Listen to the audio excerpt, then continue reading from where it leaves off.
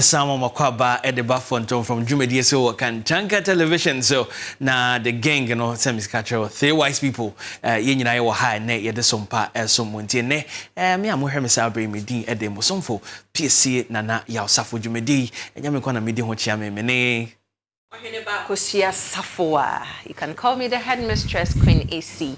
Safoa the attorney. And now for Safone rapper. Aye. Miss Vendin akwasi yo free.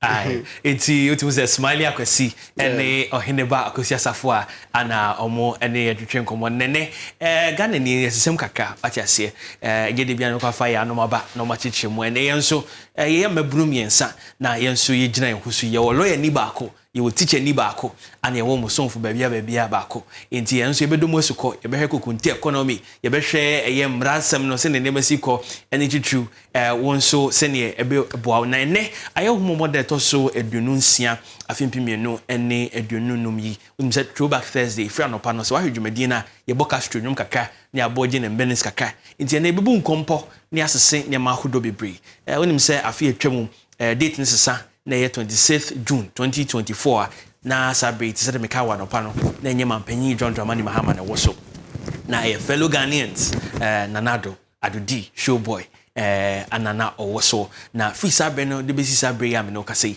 nyima bebre anasi ebebu nkompo na tifi asema ho o machi reforming social security in Ghana Mahama's research initiative so far no ye di ho nkomo I mean say brafo ye be chirem e de aba ya edimu na ya domo asukọ nti ene tamutwuku ye stream live and so wo Facebook so at Kantanka Television nti kai na ne adofo ahodo enche mrepemu betimi na adwen pa mane na etimi adomo asukọ nti sabe de ya hyase no na ye nkumu anesa ye nko de di kan so na ye mbobọ so tew ansa okay nti the edisha see inni na we the medical abusa akwasi ene akosia se Ghana map de se nyina nim se ne ho ntutu esi koni bibia ne mom de wo ho ehu hia me pa ye bibia to aba no if is bosome nsia bosome nson atwam no na ohwe Kantanka Television na nim se one vote dwumadi wie bia no ye de ba besom anumre bia no ye ntutu ye na se Ghana be to aba ye de ani edi akiri na nyasem keto amanfo be da ha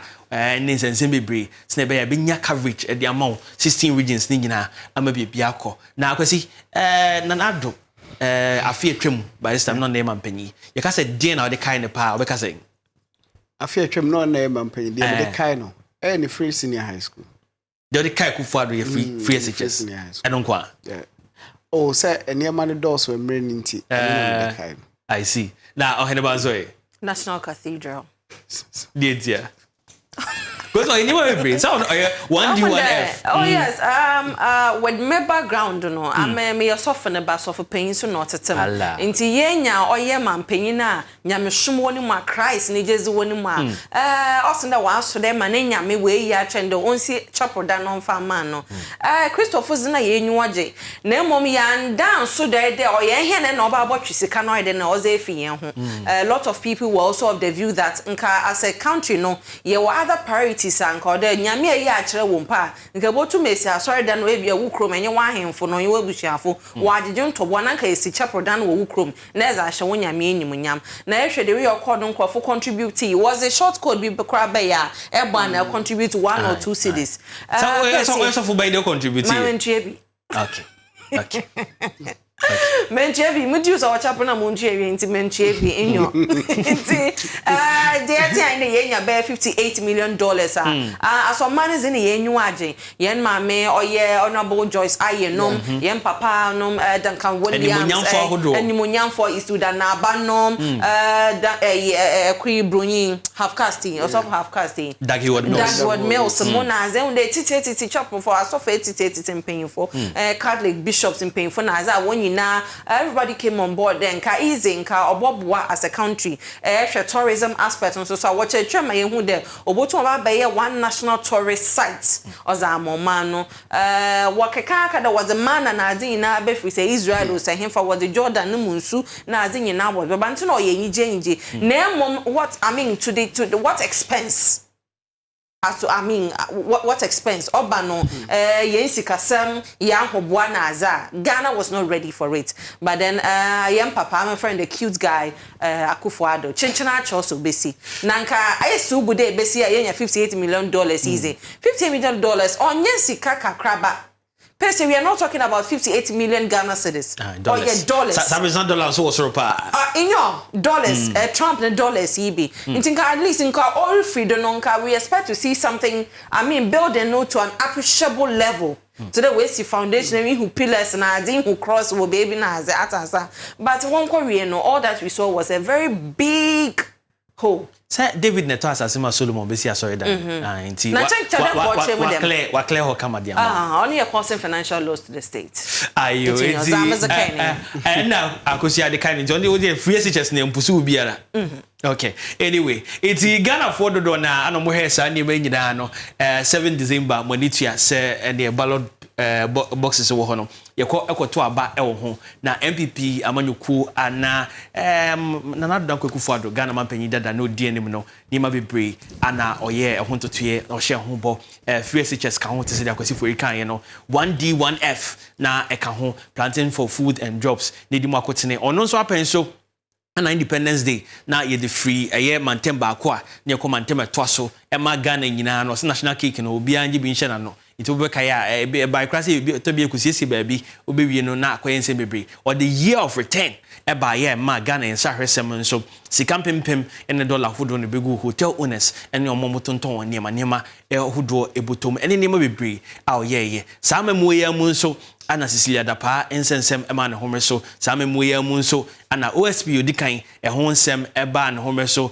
tese Kelny GVG contract e ba ye a merry deal ene dia kan nyina so epipi mu a nyete se ye kapa yi na asem na wi ye no ye ko next one na won say ne Ghana city ye ko next slide na he ye to aba wi ye no se ne Ghana na esi ha no esi ebe ye nti na se utim se colors no ebe colors mienu pe a che se kame se modern abapa yi boy ane kakra no so na femu obeye no kame se mantem mienu Ashanti region ane northeast enko a ane ka se amu anka breaking the 8 no Musefata se wabedi chiri Dr. Mamudu Baumia yede eshenensa che se mantema hodo aka nyina upper east upper west northern savannah Bono east oti ahafo western north western region central eastern Volta ene omomakani nyina na 14 regions out of 16 no na omochira derby kra na che se eni so no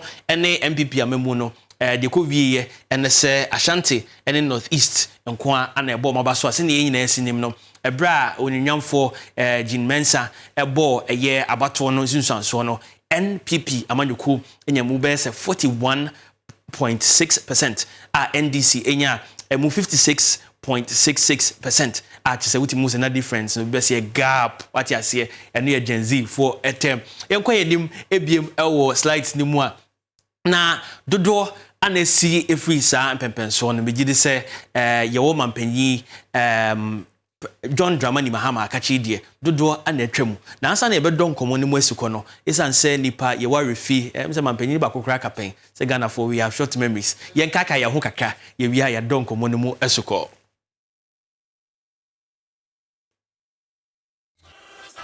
In the first 120 days in office, we will hold a national economic dialogue to draw up a 4-year fiscal consolidation plan. We would rationalize taxes, abolishing, among others, the obnoxious e-levy.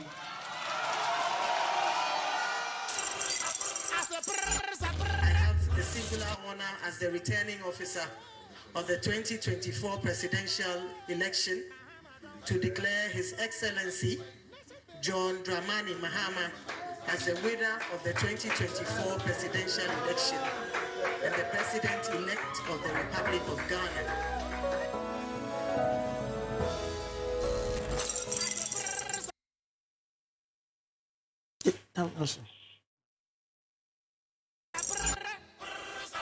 My brothers and sisters, it is with tremendous humility that I accept this clear mandate that you, the good people of Ghana, have given me to lead this great nation as your next president.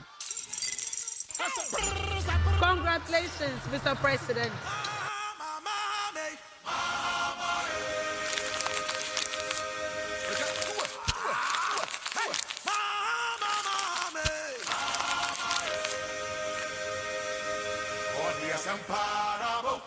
Asamparabo, 24-hour economy.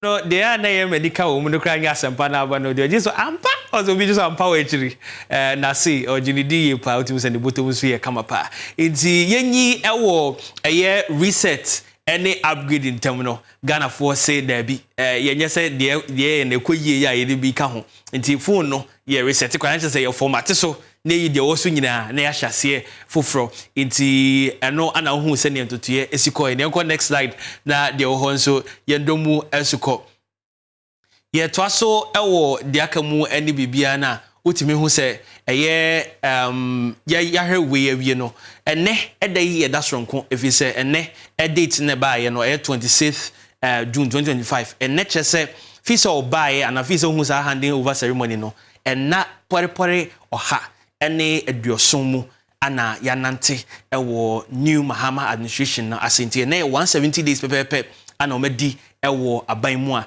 menim se na esi ekomawo we de mesha se wakosia so na biya makọ akwasi so na de ho bia no de atuja so far so good ana se eboboba.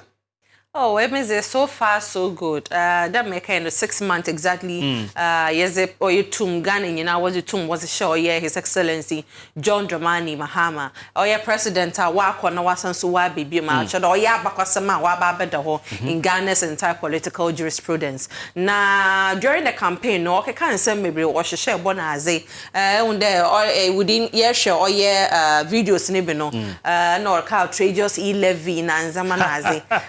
Ben under one chair cry wabo 11 no wa to ego emission tax na ze wa to ego yeah betting levy na ze ina no wa to ego let's talk about electricity, the stabilization of electricity no wa ka de mention that mu hunsun ye getting to the last the last quarter of year 2024 no nyi early this 2025 no dum so no ho kakra na emoma ite ni nchechire mu ono nye ne minister of energy or yenua being or Jinapo or John or that's John Jinapo, right? Yes. It's in church munaza a kawa or abandada on woja to hono or wakede or they to me if home. Now what resources are able to me organize and you to me push Nagani and light wide and away stabilize on no nam the month to walk past here and agency in parliament or doom so living for friend D11 in your name what pass no I don't know whether it has coming to execution. They are still we are withholding on. We are sent to TNB and my home say on the one you pay bread. One you pay bread.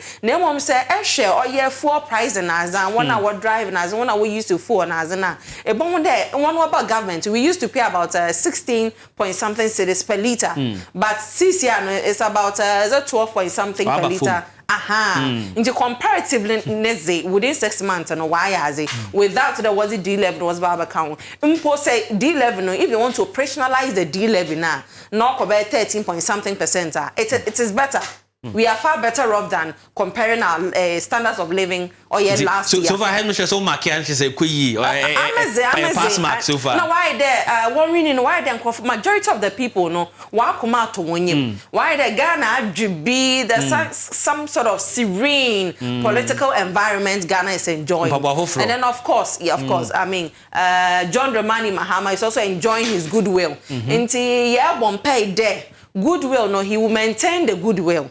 Na why ejuma pa na bosho share na ze ejuma teach you 24-hour economy. We are yet to see the 24-hour economy. Apart from DVLA or DVLA contract for no okade we be start na why ejuma 24 hours no Sunday nkofo wonya license na ze no wo do so no me any other state institution okay foreign affairs ono so kujeto ablakwa ono so odibo tugwa na nyipa bebre na wo pe passport na aze na nzama ode wo ye mo wo som Ghana maninti won so no na why then mo start oye 24-hour economy no nti apart from these two sectors I'm yet to see 24-hour economy ka baby obeye adwuma pa ye oye industry oye industry production agriculture. We are yet to see that 24-hour economy, its implementation within these sectors because I want to let your marks kaka so far.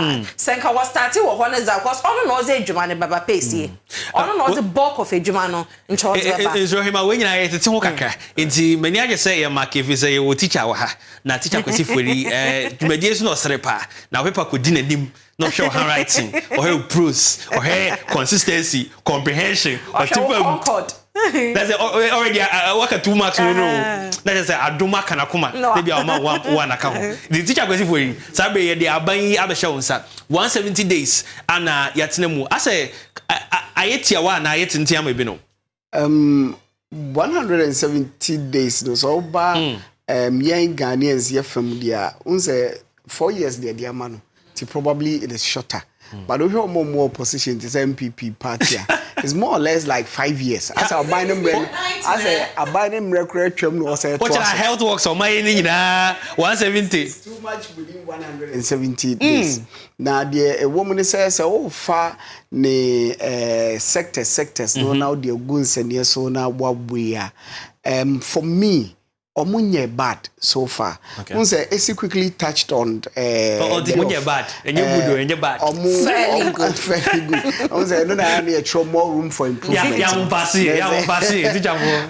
so foreign ministry for example.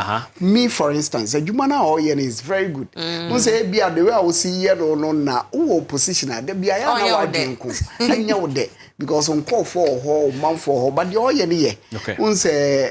Before say MPP Bekono. I remember said the foreign minister then echo passport office e man sense bebre ko si wo empo amount for mojije amount for sika na passport ye Goro boys ne ho niema eno na ekoye dede ni kpenkpen ya hu de kokosi ye so we are hoping say all this niema no be go akwanu na sa niema no betwa so oba no education sector omo yade because the previous government now born say oyade dia and e de oye no mo fa bibia meka ho omo toa so just to make sure say eniema na egu ho no mo ne niema e behwe ne de asi akwamu na de sese tutomu bia tomu no omo ye ne sa pepe it teachers da so wa adwuma mu a enuma sua ekoso strike bia nya mai at the moment free SHS so omatremu a ekoso a bibia ekoso de mo so a education sector and say na me kan one of the things omo hwe ni mu say by the end of this year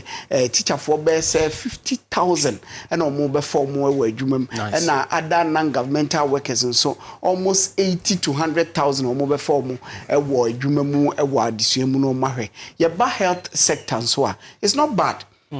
The entire maker says it's not bad. They say so share a bino a tia and answer strike and call for we no a coin. Who says strike no more is something that is strategic.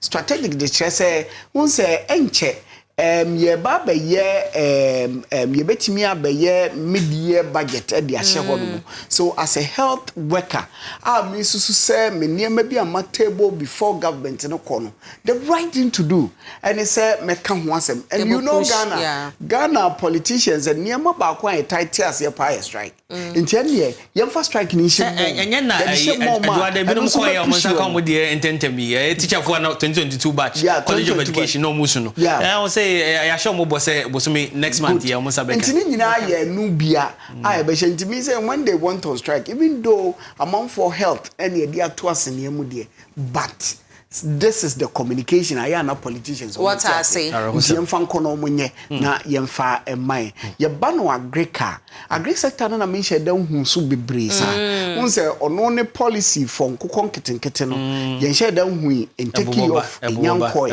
and say wo hwa aduane bo eden kakra ebo market say babbo de ne niema yebedi ne de keka ho a yeah, but I don't blame them so much because anyama we are here it takes months, it takes years and so na impo de odi gu insania so no etimi adane aba be ye adwuma ama eniema nso etimi akọ eso de keka ho no ewo ho no mo a omo ye na so far say me can we teacher ni mark best so far it's about 170 students no all class 170 days is it we say wa bon an o ya dia memo almost 7 out of 10.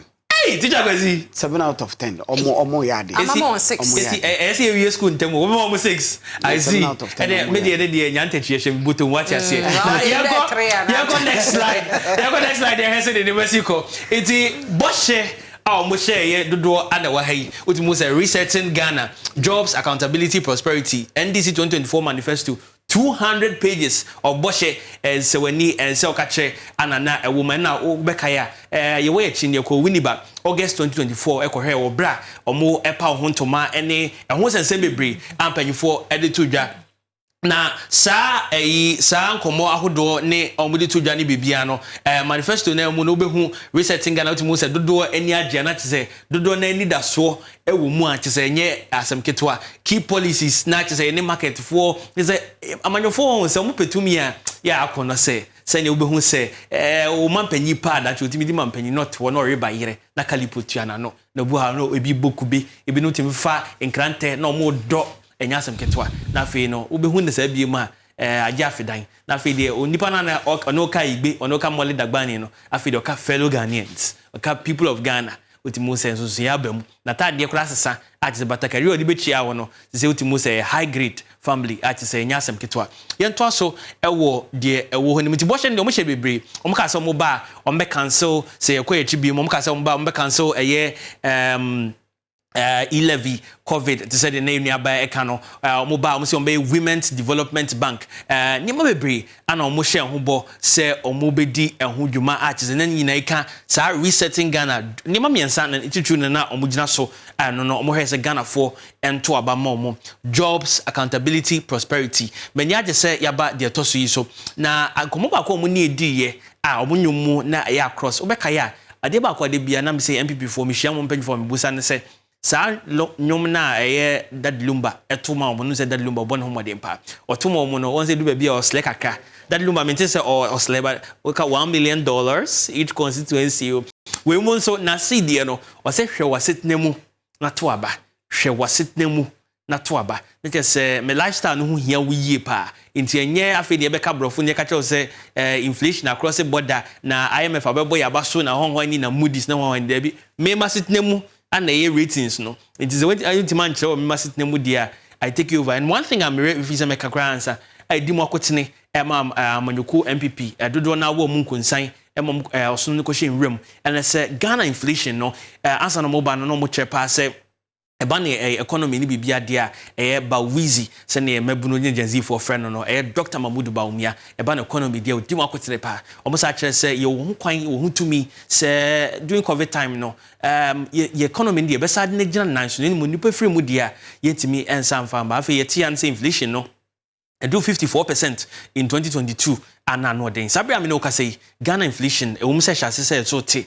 MPP amanyoko so de and so ye da best 18.3 actually ultimo say yenka say akoyi ansa ne mom no akoyi kakra sine teacher Kwesi Fori ene ohema akosua emom 7 and 6/10 respectively no da afa yenhwe enkomo a ye bedi ankasa social security ohun se na edimo akotene ewatifi asem aidebetu dwa no social security ni eden ye the 20 number for Google ne so say monetary assistance from the state for people with inadequate or no income inti nipa omu niska ewo oman ni mu a ye pekwan bi so ne aboasa ankrankran no de ntukwa ya ye neje na mabu no bebre tukwan so omukọ amanone eye se eho sebio yenim se binom da monten de ne mom no se wo kire wo kwan bi so na wawo krom ho wo kire wo kwan bi so na wo adwuma ne pamoa ye social security ana wo niema etimi bon ho ban ni bibia chen Ghana ha se nye wabusuafo extended family bi ho no kra no ye se busuya pade chirika ye hu mobo na ye nso mu a na oya ye osansani esa niema enkoye nti social security ye no de debo nipa ho ban se be fa de one no ho na o se yes inti nipa o manyini federal old age survivor disabilities ankofo ni nyina nipa bibi nti no omo ho niema bi enhyeda enkoye na ho de enhyeda ni ho no de enso de so masne na omo nso atese omo nso ye amamba ana amande hye saa niema yi eka ho na social security nti won se nipa your physical security so ko fa asrafo ana police fo abon ho ban na mum no sika bi afuto bi ni ho e change kakra hye wo ho saa sika na wo de bon ho ban no ema iben so ya no pa ni se me ba adwuma fi se unia ehye me mata so no dwete no eno ane yeken ye nto aso ewo ho nti saa niema no ho nkobo anane yebedi twitwu a me mpanyufo yebedomu asuko na ansa na yebeka nansen ese me se esi hu ya na ni ajepa efi se nansen MPP amanyuko ni mu twitwu ote ene mpanyufo bi mbo homka na mu skabe na mu na mu ehia mu bi se ehia me ni ade nti uka poverty a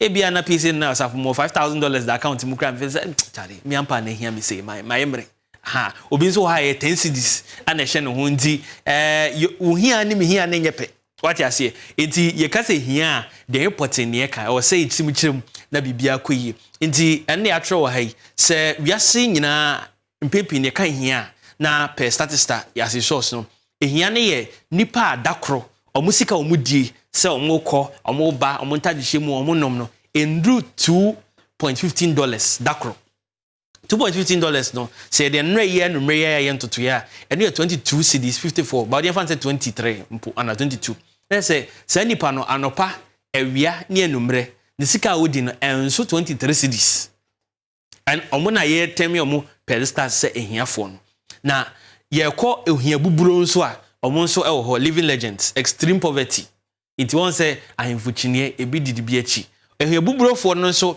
omo nso dakro sika omudi ni nyina no endru $1.9 and no say yesesa na nra na say endru 19.66 cedis it means that our calculation no we have transport in and out makeup kit they would be the we to ye dakro na endru 19 cedis a as a one who be our shebre no and nam ne classification na wonso wonenam ehun hia se ebehye saa nyema nso efese nkomo ebedi we yenim no ebeboa ama ya te saa nyema yase ene identikura emampanyi John Dramani Mahama yepese hwe saa fan na yedi ehun enkomo yento aso emfa de wo ho emfa mrew de a okay inti sabe no bagana empanyufo ntotoye mu ene de omahwehwe mu no according to statista ni bibia no ewom se yentimi nkinkan nipa nyina pepe enye omde nyina de nanso yehwe a kamia se emu ohanjeche mu adwenu miensa echiripo biasa baako 23.31% ana omo no $2.15 no omo nya ndakro na chese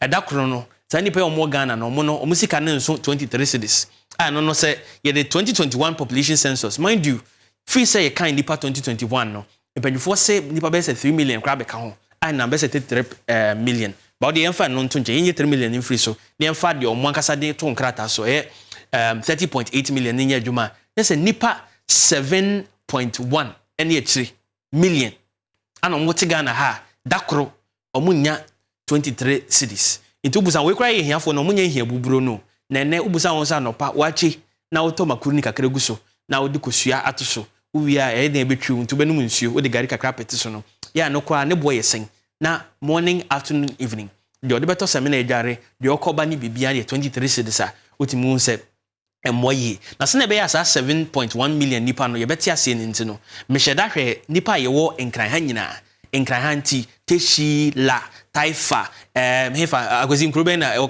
ka bi mo enkran awoshi bubuashi kaneshi shishifu ni nyina any huda hudo ni atwoko obahima de favorite place one kan hefa taifa pressure taifa so na metinti afama me ne bi nza wo cantonment na East Lagos za ho yi na yo yeah enti baby forever any CM beauty GH mu nyina wo ne uka sankran nipa wo ha nyina ebomu a aspect 2021 no near 5.4 million enipa won kan nyina o nipa dodo a ohu ye concert a nipa begu ho bebre ni nyina no ene ye kan ye nyina bomu 5 point it is the whole region plus more and even 2 million and on my omo te ha dakro omo nya 23 cedis per day inti nipa na didie mu te sen electricity bill o tia ne sen adwuma kro wo anase oni bi sankomo yi anene ye domu asuko we kra ye omo asabi wanim ehi omo ye nko living legends so ohia buburo extreme poverty omo de no senya mpanyifo si a kire na nsem chiriche omo na chese omo no dakro omo nya 19 cedis anopa wi ne number 19 uche mu miensa kra yesen 18 uche mu 6 uche mu miensa 6 na say give or take nipa na no post spend 7 e we spend 7 cedis and number 7 na no gobe na ode koto na gobe kra se ya tumu na obeto nsuo da transport into tia hodo ene bibia send penso e ho mo a omo na be 6.7 million the whole Ghana nipa we mu ana omo te sa brain mu a omo edi ohia bubro na rehosem ene se ye next slide dem no obehu asem bia pese wo hye nso send penifo hwe send ntotie si ko ene bibia na omo kira we ye World Bank ntotie okọ World Bank page a obi odi achi ne bia na research no timi ko hwe okọ World Bank page Ghana efa omo se omo hwe se ne niam si ko aduma ye ensem ekoso e wo man mu ne bibia na enu 2027 which is infimi enu edi enim no sa poverty rate na that 23% no ebe ma ne homre so na se nipa 51.2 ana ombewo ohiemu inti we no ohia bubrofo ne kranka ho na se 51.2 a na se Ghana uchemu mienu because 50% ye half meboa inti 51 na se across more than half ano more Ghana in fact sa 51.2 yi omodo so kranse nipa omotoma Dr. Mahmoud Bawumia MPP Ekuadonko Cheda ene omoma kanyina wabatunum even say onyanyafo Mahmoud Bawumia nya say is it 46 onya 46% it we 51 it say onya we kura nka abato no kura nka wini say nipa dodo na no omo Ghana man mu ha no nyame ya nya dom na ya nya ntutu yeyi a kakra bi amanyofo ne kakra ene mpanyufo kakra ene omai bi omakwa abrochiri aba kakra kwa ntutie no omo na sika ne bo wo ntem na omai ne mu dodo na ebrebi a ebe dodo ka bia na ya wo se wo hye no so efi se emma na do so Ghana pa na se yenuanom ye maamenom ye sewanom ye maba a omo ba bibre no otimu se anhwe ye kom beba na ekom so ba wonim se ene amane bibre aneba omo ye amrobri sebe omo ton omo honam na omanya dwete omo chezi papa no ebinom eye cocaine ene ho ne nyama nyina bedo so efise kom eya ekom so ba ebe kire wunyansa wo de bedi akire na wafa so a obenyanti way free World Bank a kire se anya san totoye ni anhwe social security ahobambo nsema ede ma nuanom a ehia omo a na so mo ho akire omo a mfie me no edi enim no ye ho ebe kire pa yenko yenim enti afei ne ebedru asempa na abo 24-hour economy ni nebusiafo so no if is mampanyi nya ya ye nice economy nice design ni bibia wie no ana ne mpanyifo this document we e buy 120 days social contract na waiting ne ye wo have is 170 days ne one is 50 days plus 120 into dodo na o ma ye no ye de ye nhwe ni nyina ye be ko yenim ye nhwe ni nyina ne aha ye nhwe ensem na wo mu ni nyina ne mom no 26 points on my mind ye be hwe de boa letimite ohia so na me wo me principal ene me headmaster e wo fi haide ya check it se so boa anase akosisen if say nkomoni yeye ayeye ene adade nyina obeka ye mribo ha obi se mekoto aba if say mampanyin ne ho ofepa obi se mekoto aba if say mampanyin no kona nimpa na mom ne se hwe wase na mu na to aba eno ne edi ho nkomo ene enti ebe sa anyema no ye hyase wo katafa edikan na katafa edikan no ohwe nominate 40 ministers ho hyeda haye bebre diaka no hyeda haye bebre nemo yemra 4 no holding national economic dialogue na je say ye di nkomo ne ahwese ne oman ni nyina sika semsitie na ye di ho nkomo sa de yi omaye na so enso ani anase bibu haye betima ya fa ho ohene ba akosu asafo a edna dwenkyere ebe ma ne mesabre Yo, Percy, holding a national economic dialogue, no. Dem meka no ya papa na obiari nya hwenyim na why the ne. Ye na ye contribute. Na mom za ye ne hu de wona na what na dudu na oye abani no nye nimu nkrofo. Ya nche na ye hu MPP for home. Obosi am from I know. Nacha, you need to extend the invitation to them. Ye have a front of for home. Ye whom CPP for. I'm saying open invitation. Oh, there be. To them no one friends go. You extend invitation to all political entities officially. And people who matter. Yes, officially. Them na why no. You don't just open the Pandora box there. Obia pa omrebi. Say be obi wo kokontum home na no Africa do by national economic dialogue. Eba mpa nya da wo beti. Citizens. Ata. Eba mpa na why ma. Inti organizers of our national economic dialogue. Na I mean this there organization no okoye. Sane papa ma they should hold another national economic dialogue. If this government is very serious. Yes. Or some the political parties bia when you know where agenda or pede or contest or or manu egwa keseno. Everybody had, I mean, people had manifestos and all that. Eba for Franco Henakacha, we had a plan, the great transformational plan. John Dramani Mahama, when he was declared the winner, no. Oh yeah, hen Papa Alan Kojo Chamati. He presented the plan to him. Na ono no ye nazi. Intene Papa ma ono no there efran no to be church him there. We should remember that Honorable Alan Kojo Chamati, or UN consultant when it comes to trade and industry issues. In Tinka with the national economic dialogue, them and paying out to them, you should invite the person because first of all, Nippon has extended the help to you. That this was my plan and Chakagana for Mama Konyana Kamizibo Bomano. Mine is not even a manifesto. Or some manifestos anymore. You see that they just, I mean, put them in bulletin. They just list it. So we can also beyond manifesto 200 pages no me any bibiana. We was the action plan for the 120 days now mo de exactly. For specific ones now. But great transformational plan by Alan Kojo Chamati now. Or Charles or Baya then he explains how the country is going to achieve it. Or send the political narrative no. Ghana has gone beyond Oya manifesto. I mean after 33 years what else do we need? If you want to change the story, if we want Ghana to move forward, we have to do things differently. Things differently that will give us productive results. On the international national dialogue now, I think they failed woefully. Hey, failed woefully. F. Yes. Hey, I go see for you. National economic dialogue no, I felt politically, as I was tilted to the favorites of the NDC. Exactly. Said the from all shape behind that. But even though there were some of the things I say implement here, other people with different opinions and so baby, and also nanka a boy papa. Unza quiet to say unzo movie bibiano. A budget was drawn. My question is, was it based on the dialogue which the budget was drawn, or we have already done our thing already? Actually, budget in power draw, yeah. There wasn't any place for, I mean, industry, for production, for manufacturing. Once a budget before omo ebeyeno once a medical position it my consultation independent be didn't come after so finance minister nakasa etin ho esi dwom sa be need him say why budget and so ja el consult e ma minimum so and the aka ni bibia nti e say we am first budget we am first budget me gidi say na the akodru say the akosie ka no say akosi minim so susu say omo nsan nye ni biem ana say recommendations be bre no omo fa recommendations from first economic dialogue. No mfanya ntutu yaka. Unse already omadi kan ye bi dada.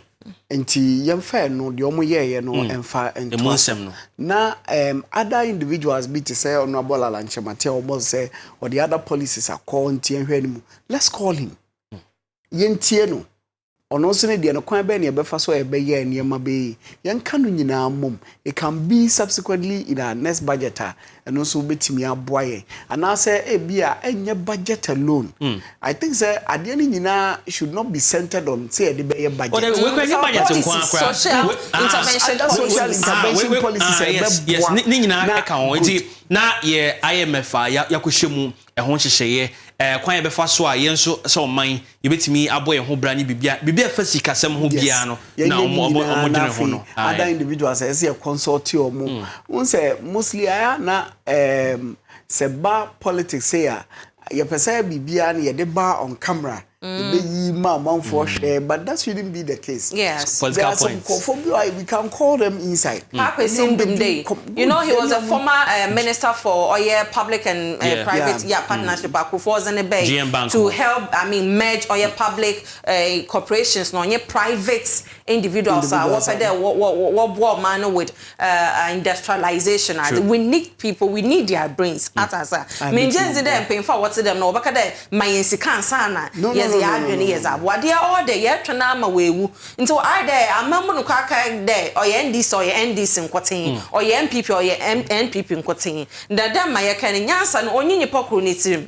There are people who are not even politicians and they are serious technocrats. So man penyin to nsa from one they will help him greatly. Other than this mini economic dialogue yen shut down hono don sunsando seriously. Agenda 4 on first 120 days social contracts ana yedi ehon komono na enyese mpanyifo nya de o ma yade pa na mo metima ye bia ka ho enti na yeguso aye boso safe na de ofidi to Kantanka television na ye hwe ye Ghana mampanyi John Dramani Mahama na be se oha ene aduoso ni 170 days ana odne som ama Ghana for ye hwe eba no ohia ye ko etia ye sikasem ene ye important ye boy ho ban free eye ohia ene sunsunsaso na embodembo awabo no e was safen munji ye hu e wo screen no so sabe no first 120 days social contract ne manifesto echi no ono akasa de bai se ya ye mfa nkai no na onfa ni ne dwumadi akodo de to so 9 ane di ehon komo no ye to aso dia na ye nko next one nti next page ye wo so no sabe no ohwe emu a ade ba ko a eno nso bo a boys ni sika sempa e ma manfo se omuye savings number 5 ultimu say within my first 90 days in office scrap the following obegu nanim ase free ho ade we na indicate pa e-levy omu say MPP amanjoko de ba ide so MPP amanjoko share bo say omu sa ba ombetwam na ye onunyanfo ba omiapa megide se ka hokora na manfo anto ama no vision no ka se one ade ba ye ne ade omu se nchiremu ba bebre se unia o cabinet member emra ne ba kan ho ni bibia na nso amfa Nigeria ni explain tire amfa inti omu ka se ombetwam we ne bo sha omu sha asa ebra 120 day social contract ba no omu nyantwam na NDC aban nyantwam na fresh cra inti e-levy COVID levy 10% levy on bet winnings and emission levy. Sa taxes are hudui ometime twa miensemu ba ko de ekonkon ho COVID levy no omose nyame adoma fie wieye ana ebetwama kwasi fori. Okay. So various we na wetwam no enyina. I think say na ya de ana da Ghana fo nyina koma so say ya pese sa de. Boys ni bosi pa. Yes. Na ampa better easy odi etwam. Adia ba ko a de bia na mehia ne se unza de bia me ka se omamu na ye bunu ne de ekoso nyina nipa no nti ne ye yes ade nti ade na ye ne se be ye na de ahohia bebre nipa no na dodo na betu omani omanu agu so se ade we amu ye anya asa omampanyimfo emfa ye na isi fom na enya de be na ebeboa even though ye woni amani bi ho no ma nipa no be ka se etia but onso nim de mu no hwe se ye de koye nimu a sa de we ye beboa onse ye wona famienu ye se ye tase no basipa ne kuni na haban ye hwe de bebo manfo no at the long run deciding for so de bebre o my Ghana na yenye na afi emfa because in the first 120 days COVID-19 levy COVID nyanko ibadi aka nyina akọ levy so nyanko 10% levy on bet no enso ye be ye free honey emission levy nyina we ye free on there because say na Herma Kusia because say na ta no mo position mo hye sa boy say ye ba ye betwem ba na betwem na pandit bi busa say na mo IMF deal no ayasensan no kwa mo ye preview to kakra mo financial expertise bibia na mo twa mo nyina sika be na mbenya mo de be yentote mo se o ye ba sika bebre wo ho ye be boy ho de say ye be je ni bibia afi no kabia say nya warning shot baako o kere nsen ye twemu miensemu aka baako 3 out of 4 cancelled. I believe the Minister of Finance, His Excellency, Ansana, what the Dama policy in Baba the Ubotra any levy. Now, where the economic impact on the lives of the average Ghanaian. Also, levy, COVID levy, levy on the bet winnings and emission levy, or how be or the bro or nipana na. And now looking at the other side, or how be the bro or man as on mamun. no according to MPP for the COVID levy e levy na or the sikaba what is she or ye baby mama ye mu nzama me ye bed in oil light kakra but esha abani ya abannes nde na no hu hia Ghana really didn't need e-levy. Ghana, there wasn't, any essence in, putting a levy on bet winnings. Neo mom share there, what chairman I want to be worker for ye D-levy bear. One day we have to pause. Until not share there, I'm not all ye me there. And Chimuna and the Eastward administration, was a man, no, they had a point. Or Sunday, what me one chabiana. Oh yeah, what's a D-levy, what's a bay? Now, man for workers and what the ma. But then the difference I'm seeing between this government and the earlier one, the listening ears.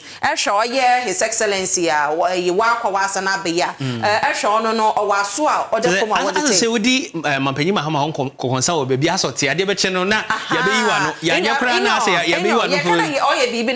because at the end of the day, no, who is he serving? Now, I'm only to say, or Dofro. Oh, I know you are that. You won't be paying. You are a sankofa. I'm saying you won't be paying. You are a sankofa, Pacey. You are a sankofa. So why you say, oh, no, once the son to ban first and cause yen to be okay. Or so yen to be to go yendo. I know, but this time around, we are not seeing the yen to syndrome. This time, no, he's putting up. And if you may say, we're gonna for body for it. Moment why I was a fuffer. Yeah, the fact that I was an asshole to form a D-levy in power was the bear, no. We'll hold on, Kakrano. Just that they check the impact of these levies, on the economic year of the country as a whole, not individuals. Because actually, COVID levy now, is there COVID levy, why there? Or your phobia, e-levy, or particularly people who were, our mobile money that's exceeding 100 cities. Okay. Bet winnings, I'm in Trebi, massacres in Trebi, was in Trebi, say Chelsea, so no, maybe I want so, but I may one come. It's only for particular persons. No emissions levels, so here for vehicles and all the count. You'll be no. What say, do man is central for into baby also could be. I just say, I hope not bad, so no one say. We for more because streets, no, I just say. And overall, no, with the concept of oil taxation, is it? I think the manifesto, the promise was a more mind way to do with a section of the COVID. So far as social security is concerned, no. Yeah. Abwapa if he say obi wo ha na eye ne yese meti oman mame se be oman mame ka oman mame dan me wan cedi a me dey transfer so pese otimi gidigidi sadia na ewisi 11 ni say na ye shipa me ka say Nana B ekot na Peace FM at that time ka say onokwa MPP ni omo organizer there but so man hwe sadia ye bitima question omo election videos kwa wa bonten lo and behold. It seems this government is a more listening administration than the previous government. Because before the passage of the e-levy, His Excellency, the former Vice President, he was on Peace FM talking about, taxation and all that. And he made emphasis on the fact that, mobile money, that we should put any taxes on. And for that, he's been consistent. Baumia has been consistent when it comes to e-levy. Nemum.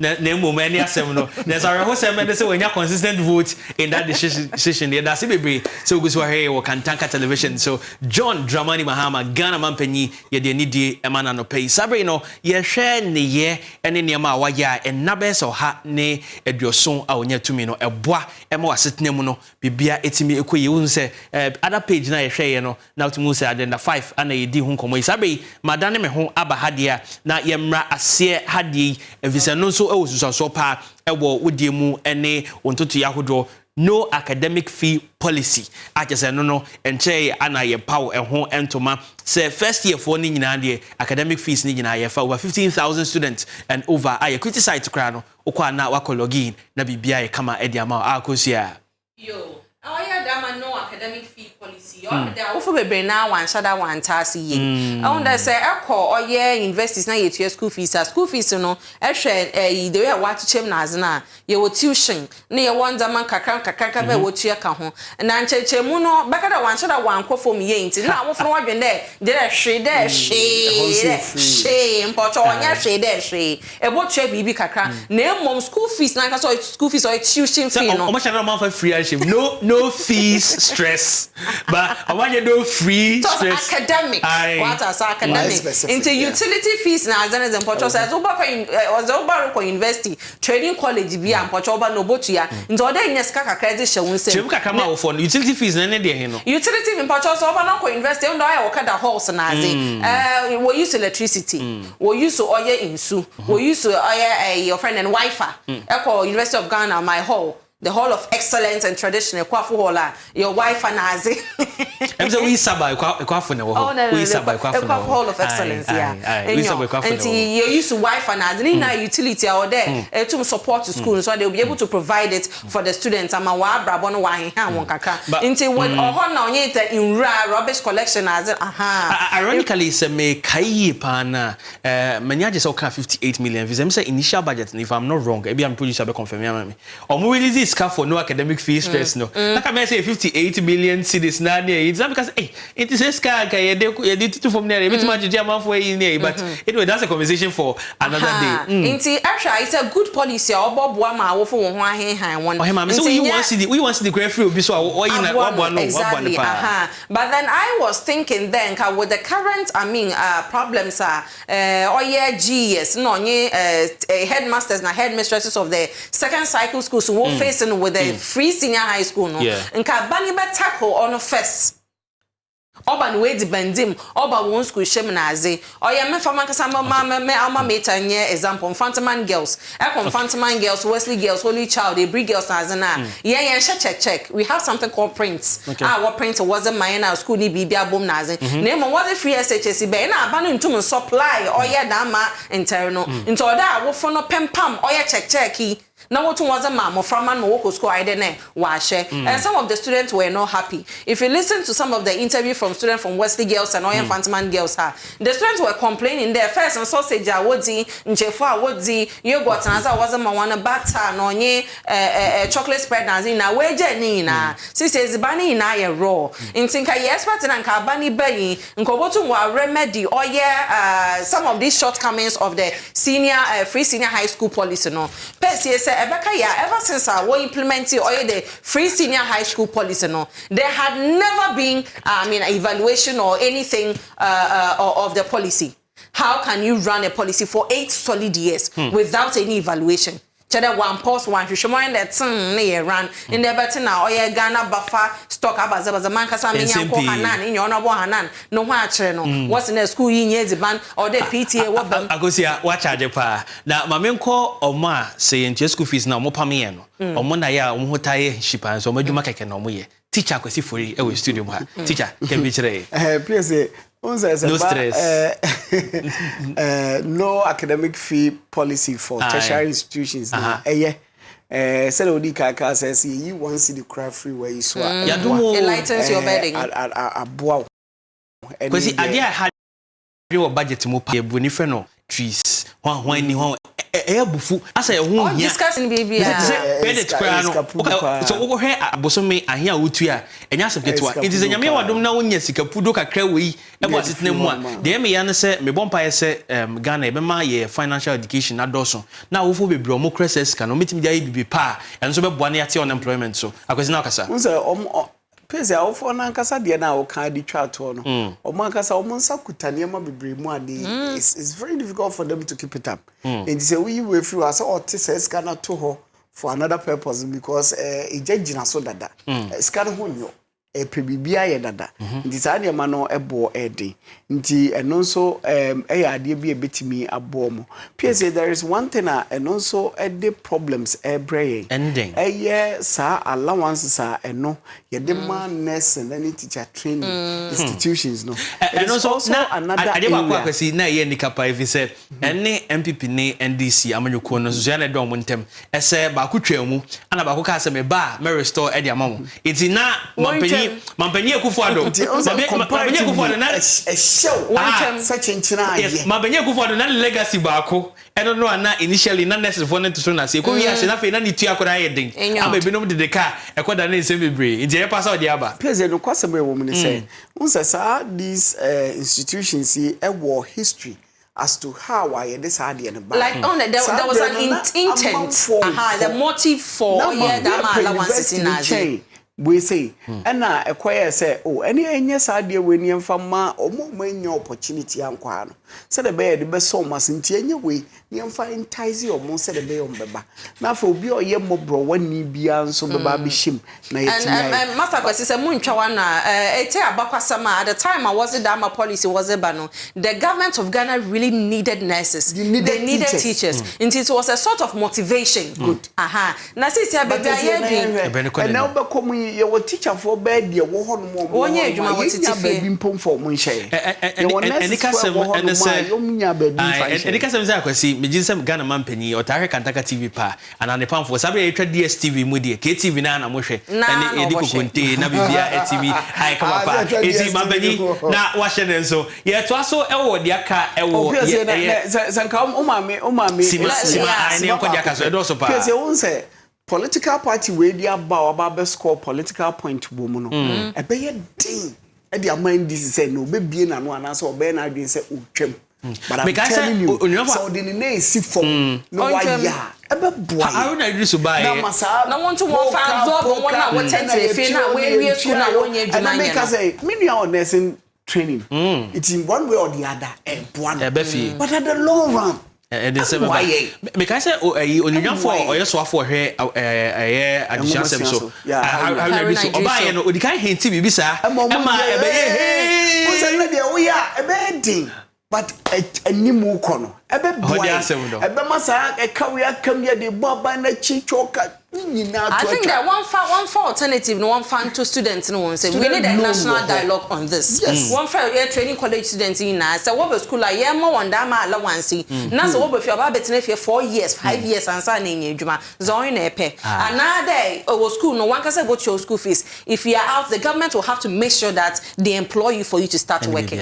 I think that's where we should my other the okan internet say insurance ni ba ko ni so ni hwemu na yi de open na bibia enye kama mawo ye to so ewo 120 days social contract na kache dia na ya ba next one so wotimi hu say ha no de he ne efa yenko soro hoy o say free tertiary education for persons with disabilities we am yanko for pa yenu ma bibinti o medi dem ewo Ghana ha no mo no so nanso o masem ya hwe na se me TV me hu say obi minia journalist ba ko story on obi o school abronsai so pa Ghana have seen lift you say old school yi kura mutwetwe nti so fro be say 5-6 tests obedu class kwa na 9 and BPA and ya nti sabe free tertiary education so school mo kono abaya fa na say free SHS for people with disabilities are who some say man ya na manyo sem nyama nyama nti nyama pase no ya yentambo ho da ro and so we dey me ama make ama mo 10 wa ha meje akwesi ene akwesi ade enso ana fe so Ghana into we do on the boom free tertiary education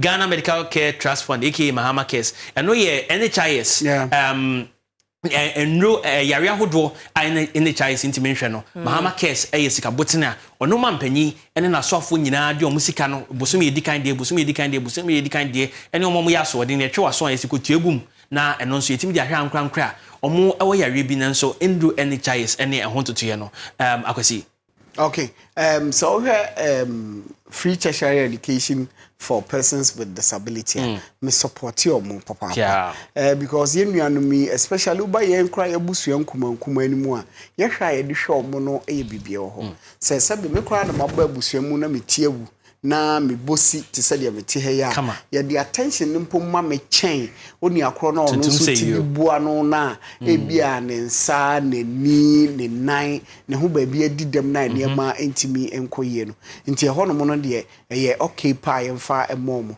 sanso na the Ghana Medical Care Trust Mahama Care no enso ya de a yese nsamanfo kra pedodo na ya ye tiase mo se we ya ade e ba be ka free health insurance policies na we so ababeka ho bia eba ni nyina ya ade ebeboai na oman no ya pomuden ne ho nsensem no enso etimi akọ enkan na de da bia me wo mu ene se ye behwe bajo PSA free sanitary pad we do most go number 12 and say 11 no ye call me was wakoma da so pa we ni how sanitary pad kona akasa do na be call pia ohema akosia it is say no ade indicate sem ne say isan say aban no 170 days or should I nye dada no ye for us into what is ne ye launch free tertiary education and ye launch Mahama Cares and ye launch the launch and branding and so me mpa bo ne say me ka say uni a decoration fee 50 billion cedis ya tia free aketium o he makasa kire yo that make na ban why you front never to know your launch oh yes na ban that on so by no e dinner under why e dinner so coming to free tertiary education for persons with disabilities the Ghana Medical Care Trust for persons living with disabilities during the campaign was one proposal was come out various political organizations and with the Afro unit I was privileged to be part of the Oyetima Oye Papa and Kojotra Martin organizer Yezi Shion.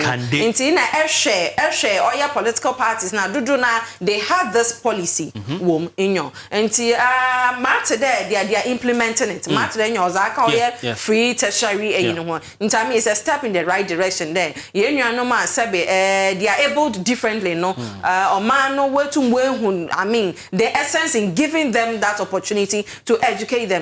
So Sunday, that make kind. Nyansa no nyi yankote yentim. The fact that on why bibi monto men nanto nchede na adwene nye adwuma.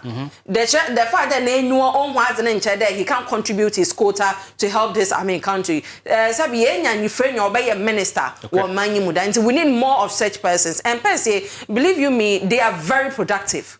On them there, if they are one or they are two organs, another sense is being shut down on your strong into all the others are very active and they are very potent when they want to really work. Into your bedan or your bedan man penina sibibri. And now let's come to the Ghana Medical Care Trust. In your honestly your bedan man penina. What I don't like about this, policy is the Mahama Cares. No, Obama Cares, he should remove that element from it. Or Democrats. Akufado no day or your captation grants be one first come to do. One for is to that now. John Jokunku for Mr. Kufado. John Jokunku for no day a captation grant. National Health Insurance Scheme. Young Papa the National Friday Wear Policy. Young Papa Kufor but there are lots of social intervention policies. Or your NPP are banned under Kufor's Baya or Bobua or Mamuni. They shouldn't personalize it. We shouldn't politicize some of these things when it comes to we just saw needing to sway politics. Only in Fido Crown, no, the Ghana Medical Care Trust, funder. Ghana Cares, Mano or General. In Tabanibia, but then it becomes incumbent on that government to also do better at how with regards to all your old policies or your former government was the best for the Mahama case he should just remove it from it. Heneba akusia safwa na tene kan me catch say the dream team ye da so ha ye da sompa esomo efa ye aban ene amanyu amumu nsem sinisi ko so far 170 days of John Dramani Mahama reforms in the social security network and yedi ho enkomo no ntisabe no utimu say wo da so hwe bo hwe mensa so utimu say graphic online omo story bakopa free sanitary parts na panyifo ya ma omo nsa so launch ni bia make no Mahama yo bia e sanitary parts na wo follow no ne track record say free amamu di kan obaye enimpo ebra na onyanya mampanyina oduma kwotene wasa afan mu ene nuano mu mba eho hia so mo sabe kasa de utimu se mfoni no no utimu se Ghana mampanyi Mahama ewo ho utimu se Haruna Idrisu education minister ewo utimu na momo lati no regional minister Magita Kra ono so ho ne panyifo ahodo ho a omanya age no mu bia kura sanitary pad nintem se sei ne enuano mo ma mo suku titru ya na stories ni bia ya obiku ngase se obo ha fish nti na say duane obedi nti na woni obi akoda ne sanitary pad ya na reho ene niema nti say itimi ye say na aye common if you say bi kra ka say bio ebo adwaman etedua bo ha ana say condom kra no kama say no pa obenya ne easily nanso obi a sanitary pad and no ye natural no busumi bia na ma ko disa dwumadi sisi omo ha ya na eden nti akoti sene na wani sidan we agenda 12 for mo kan some be ye so metimi aye so free sanitary pads for in primary and secondary schools yentio. Okay. Yes, let me hear a small calculation on the free sanitary pad issues and ebia niema bi ebetimi aye wo mu a ebetimi aboy. So here so far baby ayakwa kodro na emfa ne se enkwala ma wo school mo be hia sa de ebu 1 million, which they are more than that. Yeah. nkwala be cha more 1 million more than that. Now say yemfa say sanitary pad bia e cost 10 Ghana cedis, which is more than that. Which means at the end of every month, say the estimated number of 1 million a year, we are going to pay an amount of 10 million Ghana cedis every month. Near the eye. This year ma akwalabia tour. Tour, which every month we are going to spend 20 million Ghana cedis on sanitary pad. Peace ya feni ye say. If you know ye say. Say na ye de beye. And to send the free senior high school policy in the year, you know, I'm looking at a place yemfa adeɛ omo hiano. Yen sanson fa de we nkonko piwo. Yenim se schools ni ebetima categorize yomo. Enkwala ni nyina nyepe. Awofo nyina nsa nyepe de. But ye wo bia bi wo hwa yenim se sa ba bia oka se nkwala bi wo ho no ma sanitary pad a opese onyanti de be ma bi koda nsa na sa de we tiro ni ne manima brain da.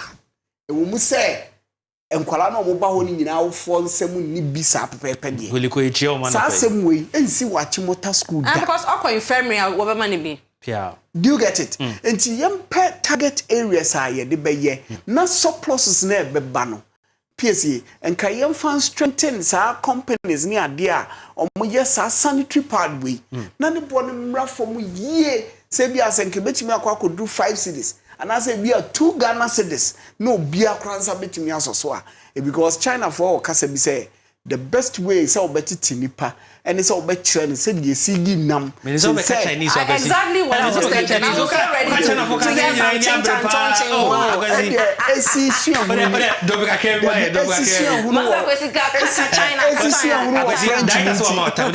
to get some French minty. I'm on my family who are doing poulet.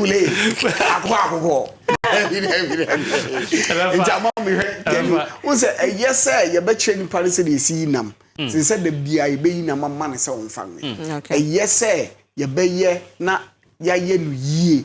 Na oma ye de come more mu nso mpo oma ye accountable to niema na ye de more mu no. Since ye de ho ani je beto agum se ya ne nko wiase no. Ya akwa say National Service Secretariat. Omuni amani bi omo na akoye nsempe akwesi mame na se enche na ye bre no ya ye be me do ase bebre so do feed to Kantanka television something na do feed to her abi you know that Ghana ni from Jumedi so ene asachem kakra a ye carry aban no ene ne modern mo de ebo obutum ene ho bambo empo se wo ska deda sabe ohene ba akosia safo a ye beje odi ne tew o se ye bre no ya ye bia nsa na yabo ni nyina tofa kama. With this free sanitary pass for female students in our primary and secondary schools, Obia and you hold more time, send me over Onya Sam Papa. And speaking, I mean, as a woman, or ya Sam Papa, or Sunday, pardon now, you use so I use Obi use 1, Obi use a bien, Obi use 3. And it's a watch a chairman, when I use 1 and pono on your extra 100 de bian or will be or more than or the nature. Dama and then Master Kwesi, or say the budget for or yeah, party.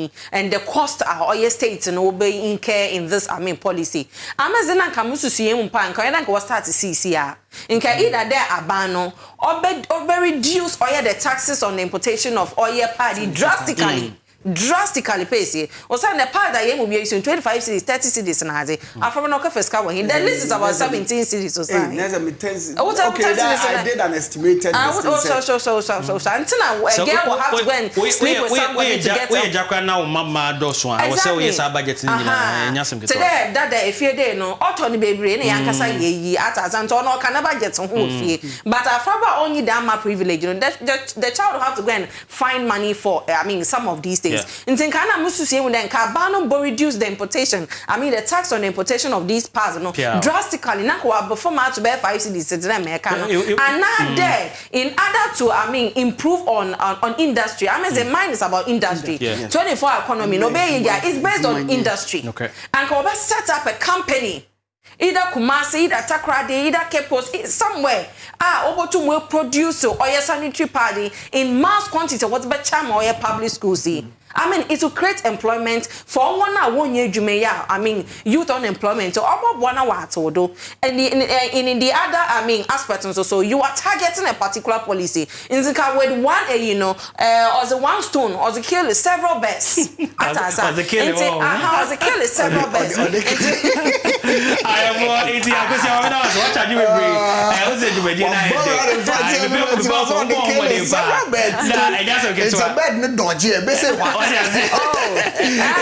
yes, also, yes, everyone, we can't say British side. Everybody tell now, my dear Omo, and semi tractor, Efa, Sansemi, Uncle, the Twasso, I just want to say, never been on the talk when we say daily graphic now, Hono, National Apprenticeship Program, and out to move say Giorgio Pariado, and also youth minister, on also do Marcotine, Ewo, and Nomka say, if I can, yes, in the no 16, Nansan and the Women's Development Bank, and also what if you say a Mabe Brig, and on Mudimakotino or Ghana, and so, but no here, isn't say, Omoyo do intino, or Hiana Kambo do a chain and Rantiane and Mama Chuchu.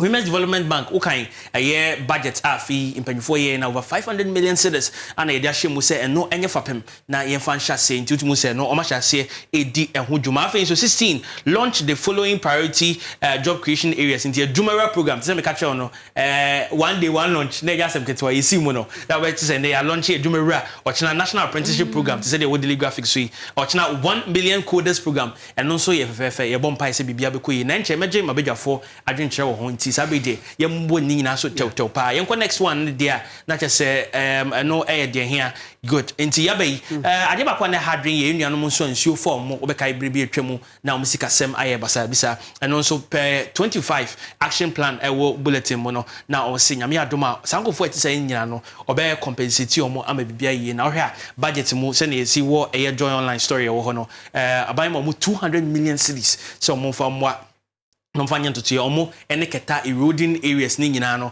tidal waves no na bibia entimi enye kamapa emmaw enti na chese wutim ohwemu a ewo mu se 26 action point no ni nyina mu no oman ni kogie sasoafo ye omadwuma ye ni bibia na eboa ma obia hoto ne de na mum no we ne bako a ye gide se eboa social security ebo obia ho ban se hwe ne ye ema ntoto ya hodo ne ekoso na ye kwaye nim dia na chese sabe no ndim se ye dachi etesen if it's a mampanyi asom edis anyema nyina ba ya tra 120 days no ati say ye call enchebia no you June July August na obetin say afina kone we na say first year aba ne we here ye nim de wo dachi na mom no niam ati say 1 CD year man ho mreso na amanfo yam hihye no we are senior man so so o de o Ghana he enti anhwe anye yankasanse ntutu ye ya otimi say etimi ehadwen CD ene dollar mama ne tua se ne nema esi eko ujafo nso ana wemu na nenim ewo ho no US man panyi president aswodin Donald Trump ono nso ewo ho a ono nso na ma otu no esan se we say Donald Trump ne nipa we are nyina no US man ane di o menim sabre na obi nim se na adwen mu siti efi se otimi kodane o cheno dika se ma bane mo mama ma kuru mu kra biem mama pese mkosu de Harvard ni bibia mama sika no kra ne yankofa no USA dey support mo ne nema ne yeje na USA origin ne say eka abefi te so aban fe kwan etimi di hodwuma nti we mu nyina wo enema wo yeso oba ase a living legends nso na wo hoyi etimi say Vladimir Putin Russia mampanyi ewo ho ana Zelensky enso wa ho no nso Ukraine mampanyi Zelensky na kame no oyi asresem hehe sabre de mampanyi utum so serious enya asem ketwa Ukraine Russia nso ntoto ye no obeka se mfa wo ho na nso mu a wudi fuita wudi ni bibia no levity me baso enam sa ne manema nti na ye hye nso sabre de aba hofro kra wa no ho Iran any Israel so a eboboba we mu nyina ye faton keke ne mum dodo na aguso a ewo nsusanso ewo ye so enti de ye wonwa eye nije ewo mu ne se se me kan aban ebo ne hoɔden edi ne dwumade nanso enche aka emfie miensa busuminum ene enna dubako na ye sakoto ababiem enti no 170 days out of 4 years no enna we na aka na se ye koto aba ye mpaibo ene se se ne misi ahase no omode beko awiye pa ama bibia esi aye kama if it's a dakrokra nsem no mudoso it is 3 years 5 months 11 days remaining mema ma bejafo ama 1 minute de omo kafa niema nyina hotofa yewia yabo ni nyina eba na wieye nti akwasi okay tell that's a pa meme de no ene se boa yama opanyini anase yato abade ama o se NDC se brabe fa o man no na hweso no wo asem bone po ye judi enti na ye de ama okwa de mu enye tortisa ni nyina ne se de wo ye no obi nso enya aye nti fa wo nan si fom ye de obetimi aye na intimi mu o man no na o man no so into empon emfa maga na fo nyina kese mo birthday wish for meeting the atwas and we have some enye akusia de ne wia me aso mo birthday wish bi na ye de abo ani kama Percy them Master Kwesi Ken, I'm so far so good. Now, in as much as on our totonin zama wofi no, we should have our minds also to the external forces. And zama orisi or other countries are also what I mean a direct impact on the economy. I mean business transactions and and last week muna yet the one or the Minister of Finance no Minister of Energy one on directive there. Wanted to zama ye to the extent there say even Iran, Iraq or Israel, US, Putin, whatever they will do, no, it wouldn't have so much impact on our economy to the extent there, or they create a levy for any, little thing. And he's ready to, raise mistakes that he committed. Sure. Come up, it's na a ha and enkomo ye de beba ne we ne mum de because o man ni mu nyina no Kantanka TV because so de ne de chire onim say headmistress or makini nyina enti wudimi mfa enwane no ai ba de hu nkomo birthday wishes akwesi ye monitor na ye nkomo pese me da se pa ma memfa we free odehye ba asante oye adwumayeni e wo Kantanka television ha o say ye mfa ma Frizo say happy birthday to you superstar. God bless you so much with more money and long life and more hit songs. Into Frizo, you say nyamisha na dume de ma say onfa free adumu enko adumu na onye okese pa Kantanka TV nyina so we show happy birthday. Sanso na we so every Prince ni ono and a year producer ma a year FONTOMFROM Morning Show. Also the ma Bishop Marcus Bredu. Say happy birthday to you Papa. God bless and elevate you in all you do and among your peers. Inti so fanyi nyame insha na onye okese no fomfra adumu enko adumu na insha hodo adabia oso agu nsori mane so no nyame mfa homo enso emma ewo dwumadi bia odi emu peers be birthday wishes not yeda se bebre akwesi for na ha ana enne FONTOMFROM dwumadi I dey so mo fia no pa no nsia yede ni nyina beba na wiase da kese enkoma production team and dream team tutu omohwe ema santutu ya ye nyina no ye ne dia ka nyina na yetimi de beso mo niam bonsu ye producer agenti asenso ye director eni bibia ye juma Kantanka TV ha ohwe ma sande ekoso na mo nim say ya de bremo ohene ba kosu asafo adi mo akotene akwasi fori wom ana mo somfo PC Nana-Yaw safo sabede ya kramo FONTOMFROM omanyi ekasamafo